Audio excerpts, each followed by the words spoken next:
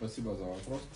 Ну, я с вами согласен, что бюджет в том виде, в котором его, как бы, ну, уже из вашего доклада было понятно, что это продолжение той вот инерционного пути развития, в рамках которого этот бюджет формировался. В таком виде бюджет, наверное, принимать не стоит, потому что у нас есть в целом ряде отраслей кричащие кризисные проблемы, которые нужно будет решать. В первую очередь энергетика.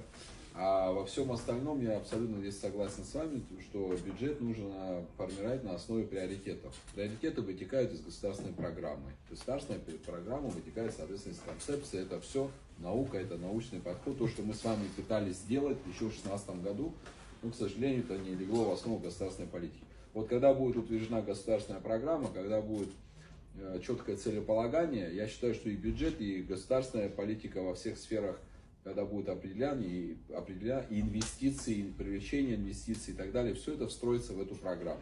До этого времени, конечно, ну, сейчас мы, объективно говоря, в сжатые сроки не сможем все это сделать. Если говорить о 2025 году, наверное, нужно вот то, что на поверхности, да, приоритет, это в первую очередь энергетика. Вот. И надо формировать, обязательно надо формировать расходы с учетом того, что вот это софинансирование заработной платы тоже прекратится. Потому что по соглашению 2022 года, уже вы все знакомились, что в 2025 году это там 15%, и то будет, не будет.